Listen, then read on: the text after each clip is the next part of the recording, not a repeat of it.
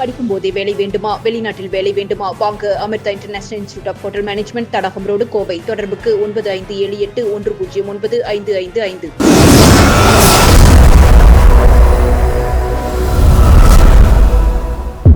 வணக்கம். கோவை நரசிம்மநாயக்கன் பாளையத்தில் கோவை வடக்கு இந்து முன்னணி சார்பில் ஆலய தரிசன கட்டணத்தை ரத்து செய்ய வலியுறுத்தி கண்டன ஆர்ப்பாட்டம் நடைபெற்றது. இதற்கு வடக்கு மாவட்ட பொதுச் செயலாளர் தியாகராஜன் தலைமை வகித்தார். மாவட்ட செய்தி தொடர்பாளர் ஜெய் கார்த்திக் முன்னிலை வகித்தார்.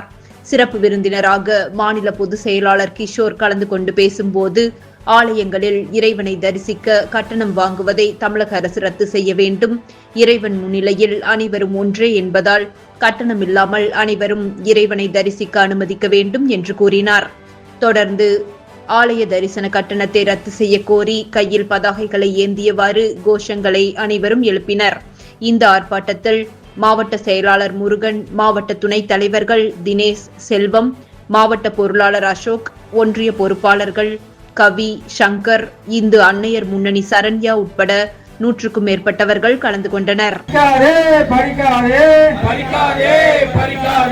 தரிசன கட்டணம்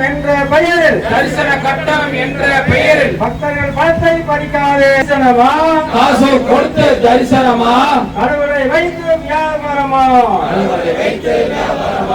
காசு கொடுத்து கடவுளை காண காசு கொடுத்து சொல்லாதே.